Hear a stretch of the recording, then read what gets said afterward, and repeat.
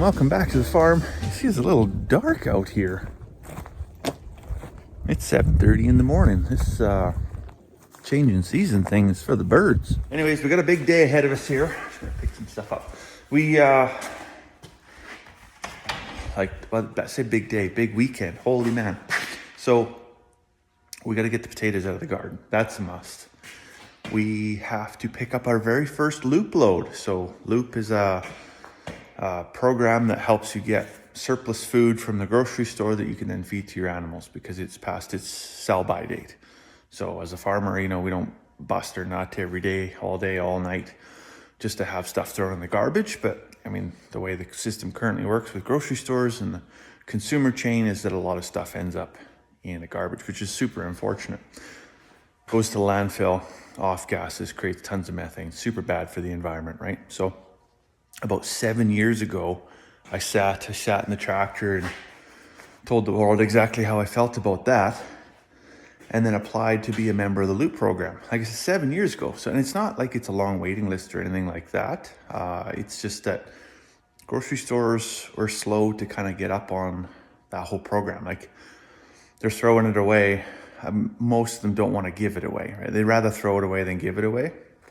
So it took some convincing of a few key individuals to be like, hey, this is really bad for the environment. And producers are trying to produce food for the highest possible usage. So primarily human consumption. If after that you can't use it, well, then we should, make it for animal consumption. And if you can't use it after that, then we should compost it, right? And composting is way different than food going into the landfill because it's an aerobic process as opposed to an anaerobic process. Anyway, so we're going to pick up our first load today, and we got asked to do Hythe and Beaver Lodge co-ops. And the reason it's doing 2 grocery stores as opposed to 1 is it's apparently a small load. So I don't know what a small load means. That might mean a sack of potatoes. That might mean a loaf of bread. That might mean half a pickup truckload. I don't know. It remains to be seen what a small load means. But nevertheless, I'm glad. I'm glad because I was the first person in the area to ask about it. I'm glad to be a part of it, and I'm glad that the stores are on board with it. And it's probably going to be a royal pain in my behind to do this every Saturday, to get up in the morning and go to the grocery store and pick up all this stuff. But at the end of the day, big picture wise, it's for the best. And it will, of course, there'll be a cost offset, right? If we get enough stuff from the stores, then I'll reduce our feed costs, of course, for some of the animals. Now, it depends on what we get, right? If we're getting a carton of orange juice, well, I'm just going to dump that on the compost pile because there's nothing I can really feed, but I don't want to waste it, right? So I'll dump it on the compost pile and I'll take the 10 cents for the bottle and get it recycled. If it's a load of bread, I can give that to the chickens. If it's a load of pumpkins, well, the sheep just love that stuff, right? So we'll have to play around a little bit here.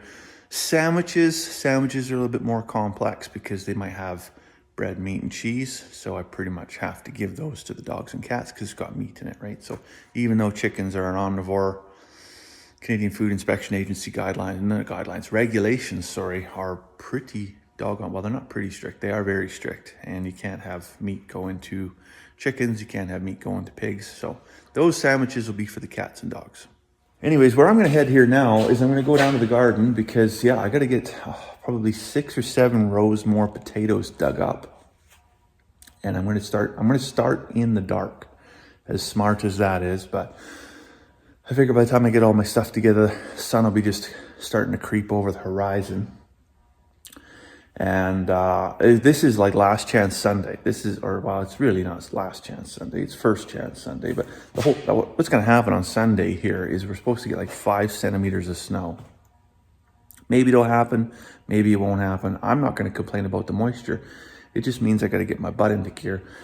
Get the last of the garden out. The wife was up late last night getting all her tomatoes out of the greenhouse, which is the other thing we got to take care of today.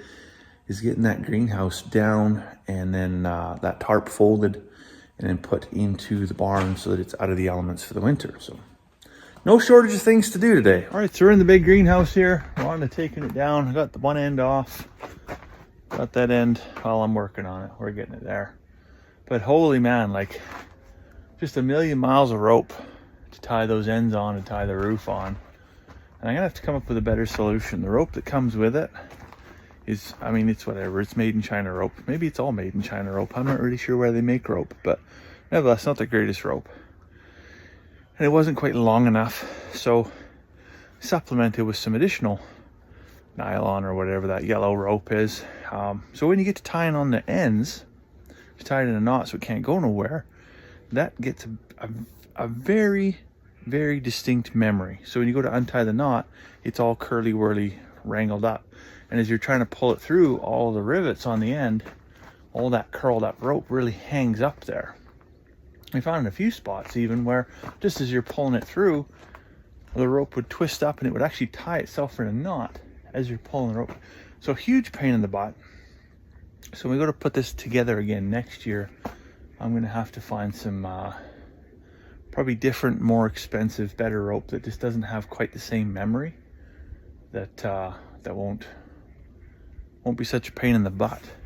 Anyway, speaking of pain in the butt, it stopped here now, but like 5 minutes after I started this, it started to rain. So I was going to do the roof first and then the walls, but I changed my mind partway through because it started to rain. So I was like, well, let's do the walls and then we'll do the roof. You know, we'll get wet last instead of getting wet first. It kind of makes more sense. But all along, you can see all along here where these little spots are like that. That's where a zip tie was. So the zip ties all the way around. And we had to snip them all. So that's going to be about an hour-long job. You can see all the zip ties on the floor. Looks like an electrician was trying to grow vegetables here, but so it's not a small process. I know some people leave their greenhouses up during the winter. I mean, I'm curious to know how you do that so that it doesn't degrade and doesn't have a lot of pressure from wind in the wintertime, you know, the plastic cracking or whatever from just being brittle, and also from snow load, or if those people just have to replace their greenhouse every 2 to 3 years, or just how that works. But nevertheless, we're going to take the whole thing down, pack it up, put it away in the hopes that maybe we can get like 5 years out of it. Fingers crossed. I guess we'll see how long. I mean, the whole thing came from China, never mind the rope, right? It's all that TMG stuff from the Ritchie Brothers sale. Well, greenhouse is down. Harvested the last 6 rows of potatoes. Now, I mean, you probably look at that and think, well, that's 6 rows of potatoes. That's pretty sorry looking, isn't it? Well, we left lots in. We left lots that were sticking up out of the soil. They got green tops. Well, they can go. Some of the smaller ones, they can go. And some of the misshapen ones or scabby ones or whatever, they can go. So we just kind of kept the bigger, the best ones. And then I got this box full too from the ones I dug the other day. And then underneath that tarp there, we've got some more that we're just keeping them under the tarp to keep them in the dark, essentially. I'm going to put another tarp over here once these harden up. And then we'll get them into cardboard boxes and put them in the cold room for storage for the winter. So we tried a couple years ago, we kept them in feed bags and had limited success with that. You know, we had the stuff on the bottom, whatever, would get soft, and especially touching the concrete, like if the plastic bag was touching the concrete. And we thought like the feed bag is like, it's just a woven plastic. So we thought, well, it would breathe enough that, but no, some of them still spoiled quite a bit. So last year we actually put some in a black Rubbermaid, not a Rubbermaid, but the same kind of like a tote or whatever, right? With sawdust in it. And that actually worked exceptionally well. Kept them, but it's got to be the kiln dried sawdust, right? Like the shavings or whatever. It keeps everything nice and dry and keeps, you know, it keeps them from kind of touching each other. And so if you get a bad one in the middle, well, then it doesn't kind of pollute everything else. But this year I'm going to try, I got a bunch of these boxes from some office chairs that we had over at the fire station. So I'm going to try and keep some in there, and I'll put some sawdust in the cardboard boxes, and then that should keep enough, you know, oxygen flow there and enough dry stuff in there and keep the light out. And hopefully that works, because, yeah, we're not really set up, like the shop here stays at like 5 degrees kind of thing, but you know, it'd be good if it was like 3-4 degrees. I don't know, maybe we're just kind of ride that fine line between too cold and not cold enough. And anyways, we'll see if we can make them last this year, and we don't have to throw a whole bunch out in the spring. So it's just before lunch here now, and you can maybe hear that. Yeah, that's right. It's starting to rain with purpose. So I'm pretty glad that we've got the greenhouse all spooled up and in here. Now, when we took this apart, we talked about we're gonna put like a big shelf up top here and then put this pallet up on top of that shelf. And maybe there's one or two other things that we put up there to kind of out of the way, but yet we can still use our lambing jugs, because you can see how things start to occupy this space pretty quick. And this is gonna be precious real estate here in about 147 days, which is a critical number, because in 2 days, yes, we're gonna let the rams out, start breeding the ewes. So in 147 days, we'll have ewes start to lamb. So we're gonna need this space, and we're gonna need the lambing jugs and all that.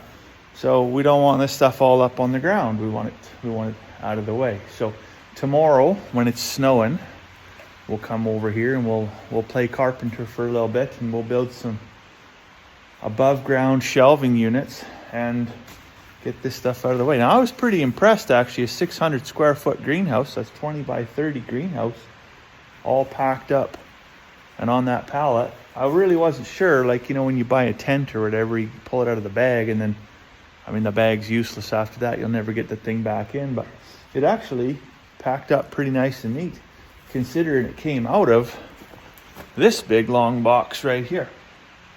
Now, of course, all the poles and the braces and the foot pads and everything like that is all taken out of here. But nevertheless, I was really unsure how much space that would take up. So pretty happy that that's the footprint it could take up, and 2 people can lift it. So I'll use the tractor and we'll get it put up out there. So anyhow, I think it's time for lunch here. So I'm gonna go see if the wife's made some tomato soup.